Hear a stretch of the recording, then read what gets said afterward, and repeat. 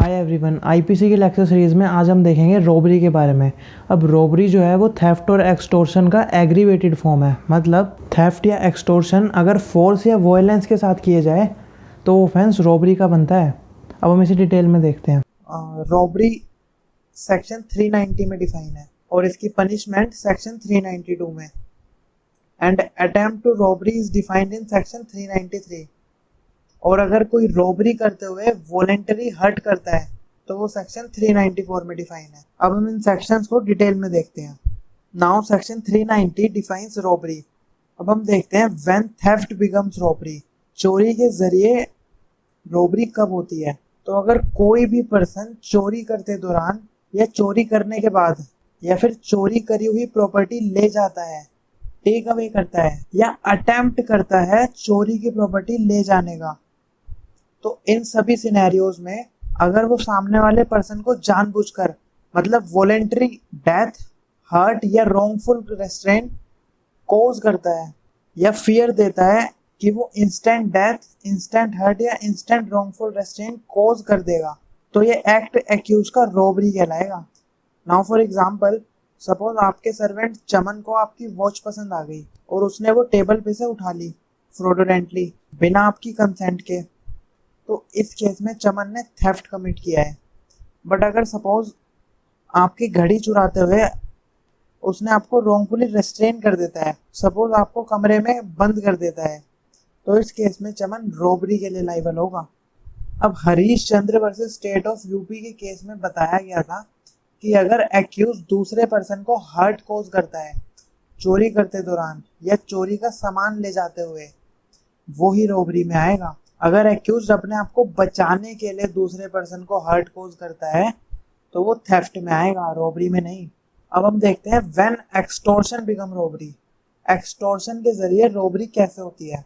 तो अगर कोई भी पर्सन एक्सटॉर्शन करते हुए जानबूझकर मतलब वॉलेंटरली सामने वाले पर्सन को फियर देता है, फियर किस चीज का? इंस्टेंट डेथ का, इंस्टेंट हर्ट का या रॉन्गफुल रेस्ट्रेन का, एक्सटॉर्शन करते वक्त, तो ये एक्ट एक्यूज का रॉबरी कहलाएगा।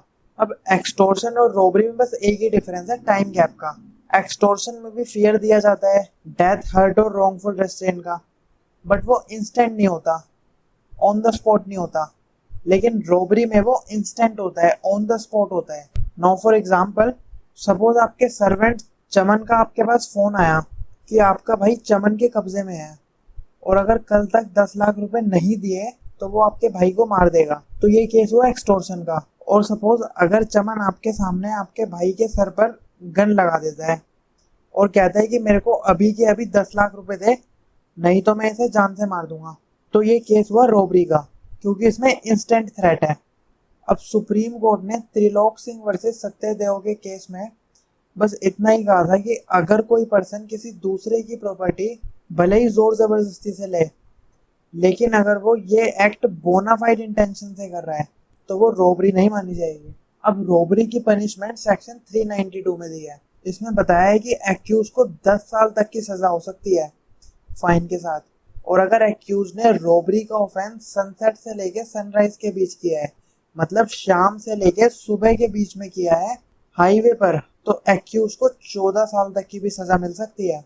अब सेक्शन 393 में बताया अटेम्प्ट टू रॉबरी, मतलब अगर एक्यूज को रॉबरी कमिट करते दौरान ही पकड़ लिया जाता है या रॉबरी का ऑफेंस पूरा नहीं होता, तो इस केस में एक्यूज को 7 साल तक की सजा मिल सकती है फाइन के साथ। अब हमारा रॉबरी का लास्ट सेक्शन है 394। अब now section 394 is voluntary causes hurt. अगर कोई पर्सन रॉबरी कमिट करते हुए वो किसी पर्सन को जानबूझकर मतलब वॉलेंटरी हर्ट, डेथ या रॉन्गफुल रेस्ट्रेंट कर देता है, तो ऐसा केस सेक्शन 394 में आएगा और इसमें एक्यूज को पनिशमेंट जो है वो लाइफ इम्प्रिजनमेंट, उम्र कैद या 10 साल तक की सजा भी मिल सकती है फाइन के साथ। अब हमारा रॉबरी का टॉपिक यही खत्म हुआ। अब ये कुछ प्रीवियस ईयर आंसर आप वीडियो लेक्चर के डिस्क्रिप्शन में से भी चेक कर सकते हैं, और आप इस वीडियो लेक्चर का पीडीएफ टेलीग्राम से भी ले सकते हैं।